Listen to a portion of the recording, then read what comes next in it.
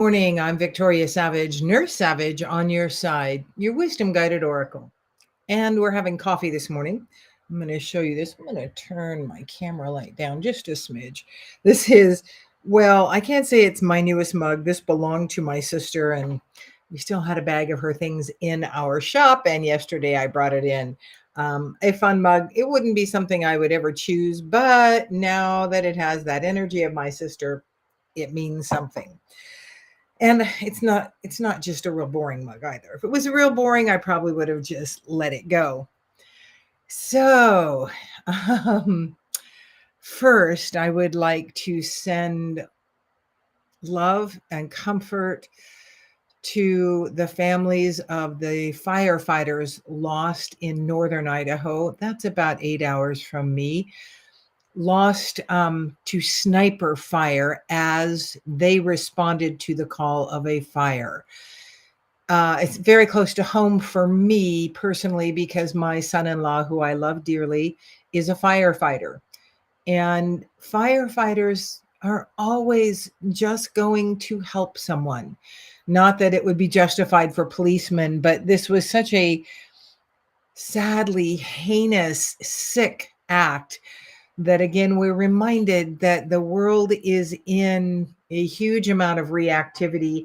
And that's really what the message came through about this morning. I also had to write an email to a group I'm involved in around this same message. And so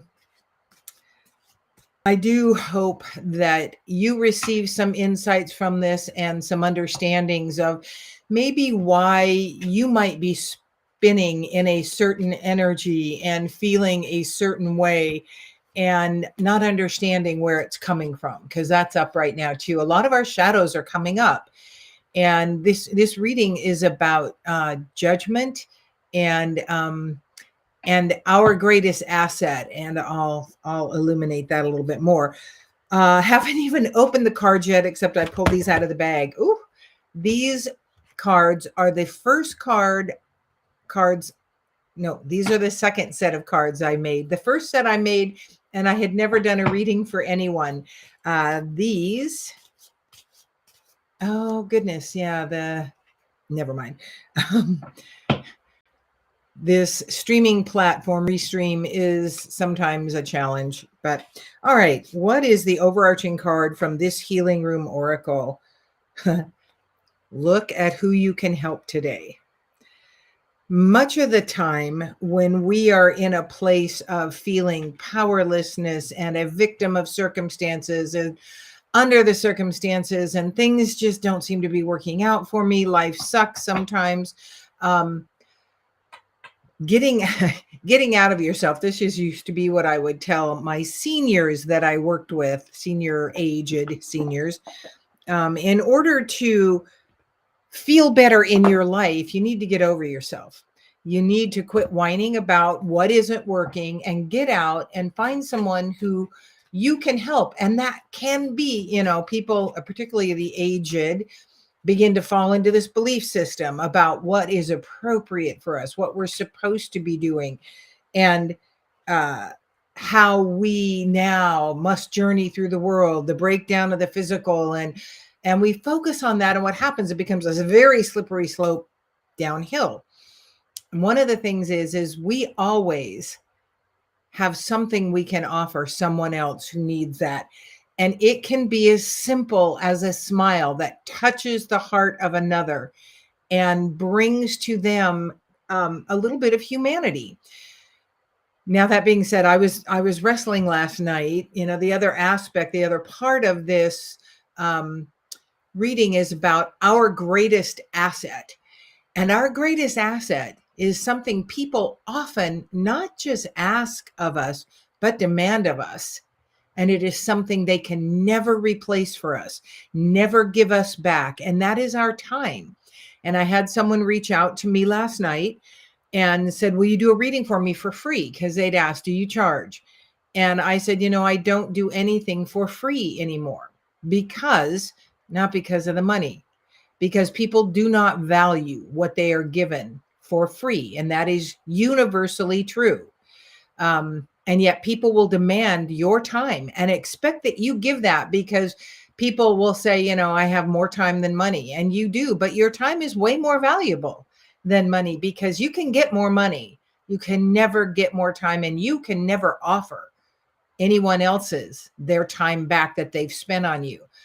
So if you are not going to gratefully receive, I mean, literally, I have done readings for as little as $5, because there just needs to be an exchange for energy. And when you are demanding, asking, cajoling someone into giving you their greatest asset, you are asking for something very precious, and you're telling them, if you will not offer any kind of exchange, I've also bartered for things that are not money, then it isn't as valuable to you as it should be. People do not value what they do not offer an energy exchange for. And that's all money is an energy. And so I wrestle with that. I'm very much a lover of people, a helper. And I have in the past has very much disregarded my time and myself in lieu of somebody else needs me. And I just really held firm on this answer of, if you want a reading from me, you need to offer something to me in exchange. And so they were not able to do that at this point. Then they wanted to friend me. And it's like, the energy I could feel was not energy I wanted to play in. And it is okay that I choose not to let everybody in. It is okay that you choose not to let everybody in. So back to the judgment of others. The first card that came up from the Energy Oracle is Judgment. It looks to me like things are maybe backwards today, and I did not mirror the camera, which I'm gonna put my glasses on, even though I can read that card. It is very much a darker energy. Attachments will hold us back. And much of the time, they are attachments about what we believe about ourselves. And what happens is, when there are things, excuse me, about ourselves that we aren't particularly thrilled with, we maybe don't love those aspects of ourselves, we will judge others from that aspect in relationship to the pain that causes us, that those shortcomings, those beliefs that don't support us. We will do that often and bring that kind of attention to ourselves and pass judgment on another who's doing the same kind of thing. So the attachment is to the belief that you have this thing that isn't okay, that isn't healed in you yet. And you will pass judgment to try to make yourself feel better about you. People are always reacting from their pain. It often has nothing to do with you or me or anything else. It has to do with them. 95% of the time, probably. That's just a percentage I just made up. Most all of the time, people are in reaction to their pain and the fear that pain brings. The fear of what will happen if that pain is activated. The next card that came up was making a choice, and it came up in reverse.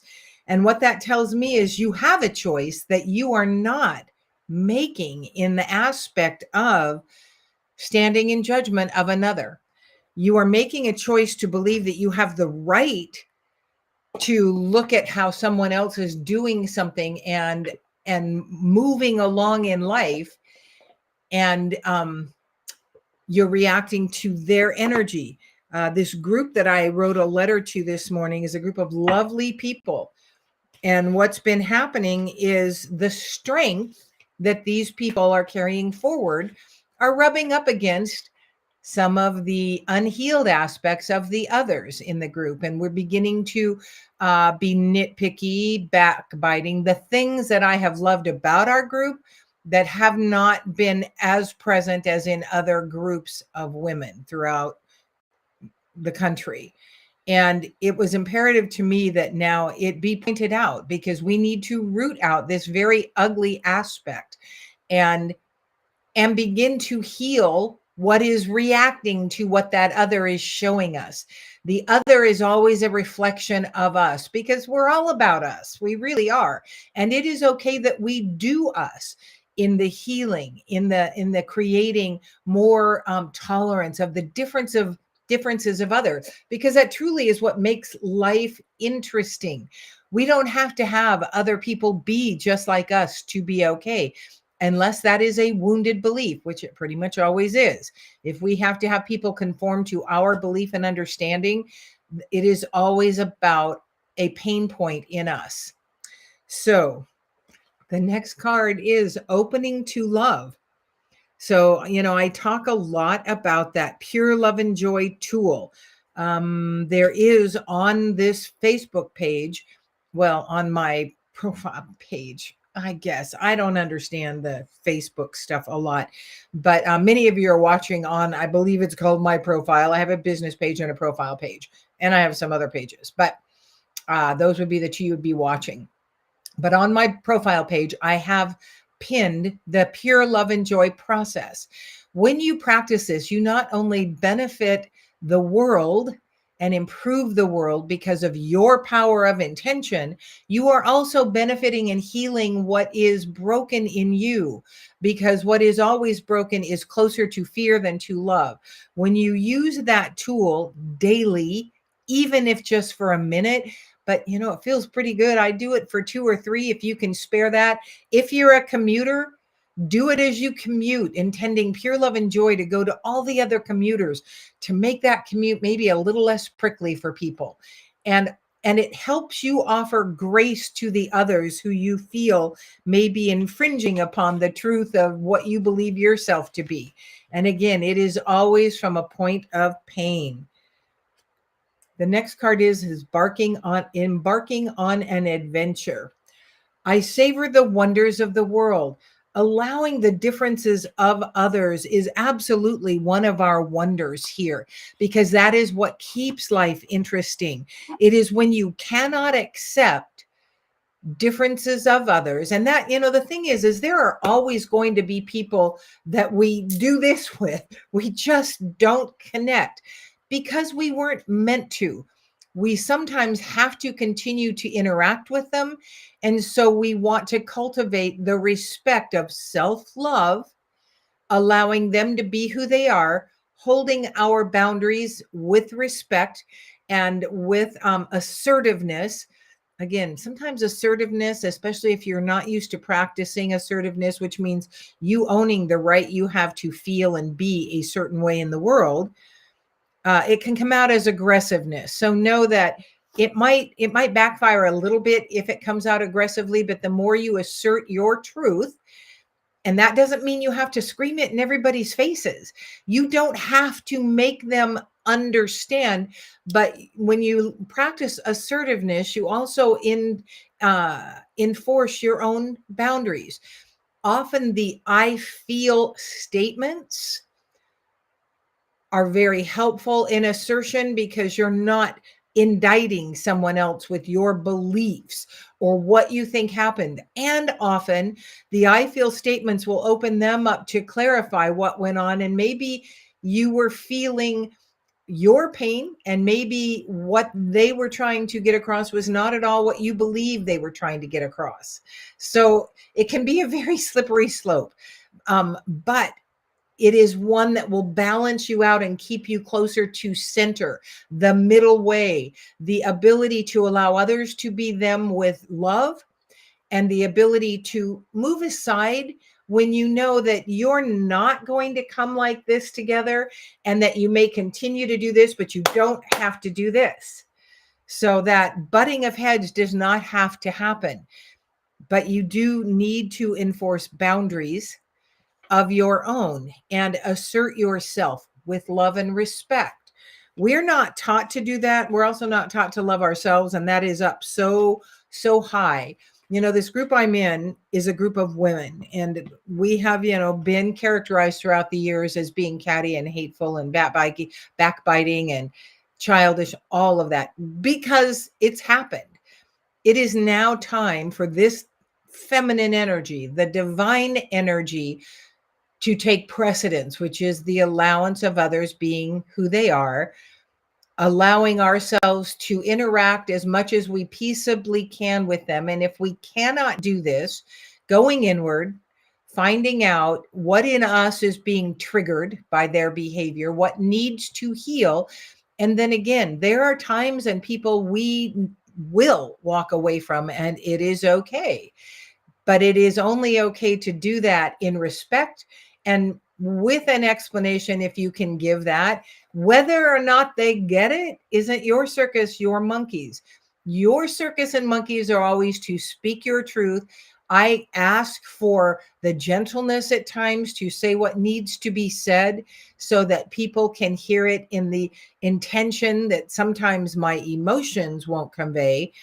And so I ask for that guidance, and I give permission for the angels, guides, companions to help me frame these things in a way that is less painful.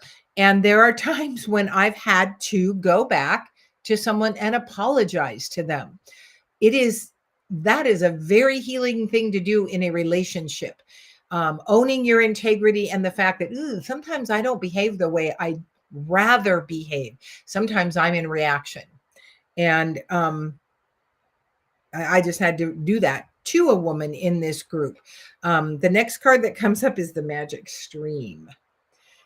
And the magic stream, I'm going to read their definition, but I'm going to tell you what I believe it to be, which is that stream of love that flows through us and out to the world. The magic is in allowing wrong book. How come? Yep, it is the wrong book. Allowing that energy to come through us. Everything is connected through the universal flow of consciousness. Every experience you have seems to have its own life story with a beginning, a middle, and eventually an end. However, there is danger in seeing events as separate from one another, since in fact they are all part of a continuity and a greater evolution. That is what the triggering events can be for us, to help us understand where we are at in the process. What is my truth here? Not trying to convince them of our truth, not trying to make them bend to our truth. And how can I move forward with them?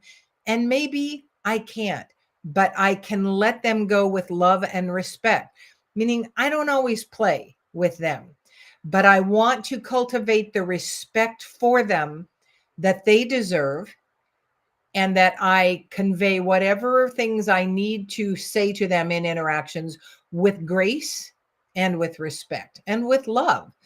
And again, there are people in your world that you need to walk away from. They don't deserve that most precious gift that people think that they all deserve from you, and that is your time. There are always going to be people and relationships breaking down and leaving in our life. That is a fact. There are very few that move forward with us through our entire life. And some are far more painful to lose than others. But in the understanding that our time is done here, we can no longer help one another grow. We are only going to tear one another down is a hugely empowered, loving way to walk away from a relationship. If they are walking away from you, you find that wound that it's causing, you love yourself and ask, I'm open, I'm willing, I'm ready, guide me, for the understanding that you need here as to what growth you received, how you were able to expand because of this relationship, and then the understanding that you're opening up space in your life for someone new that you can serve and that can serve you. So, this ever-changing landscape, we often, we most all the time view change as bad, as painful. But that is the only way we can expand and grow and become more, is through change, whether it's change in our circle of people, whether it's change in our inner beliefs about self, and change in the way we walk in the world. And the last card that comes up is, if you will practice this love and joy tool, shedding it on situations and people that are causing you some angst. And if you will go inward with what is here for me, every challenge that you face in life is an opportunity for you to grow, expand, and learn. and become more, so that your ability to make a difference in this world is enhanced. And again, just you doing you can make a huge difference in how this world moves forward. We are transitioning in a new way of living. This very tragic circumstance in northern Idaho is another aspect of a shift. It's a showing of the great wounds that are present and how people are carrying out those wounds. The people that the snipers and apparently from what we gathered last night, our lovely service people, firemen, policemen, and all were under attack, under sniper fire for a few hours. I don't know how many others are injured. And again, then someone set a fire, which is horrendous in and of itself. So there was a great deal of pain that was fueling these incidences. The people that were the snipers have been killed. So I urge you to bless their soul for what it is they had to do with this process. There is no downside. That does not mean you condone what they do. It means you offer them the opportunity to do some healing that they need to do. Sending love certainly to those who loved and worked with those lovely people. Again, my son-in-law, who I love dearly and is one of the most wonderful men I have ever known. And I've known a few wonderful men in my life. My father was a wonderful man. My husband is a wonderful man. And there have been a few others. I love him dearly. And so it really hits close to home, this loss that these people are facing, especially because those men went out there just to help and lost their lives because of it. So you don't have to know names. You don't have to know anything other than that when circumstances come into your purview that cause you angst, and we will all pass judgment on those that did the killing. We are human. We believe that is wrong, that it should not have happened. And so we will pass judgment. But I also ask you to find the place of grace for those very injured souls that thought that was a way to walk through this world appropriately, and for their families who are also likely going to suffer because of this. And again, the more you practice the shedding of love on people, places, things that cause you concern, sadness, angst, the stronger you become in that energy of love, because you're filling yourself with more love. And as you do that, you stand in less judgment. There is no upside to judgment except that it can alert you to what is present in your field that needs healing, because we are always reacting from our personal place of pain. Every single person in the world is reacting from that place of pain when they are misbehaving, when they're doing hateful, naughty things. We're going to draw one more card from this Healing Room Oracle.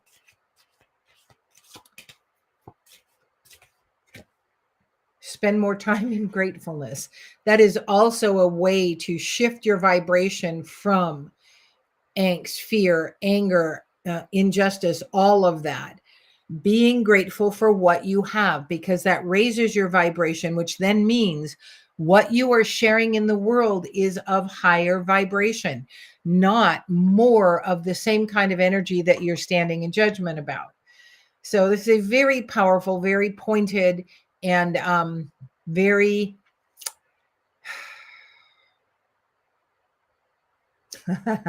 learning filled reading this morning.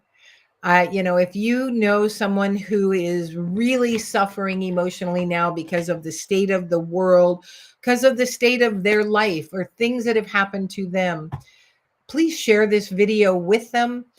Shed pure love and joy on them. If you truly want to help them from the very depths of their soul and the depths of your soul, you will both benefit.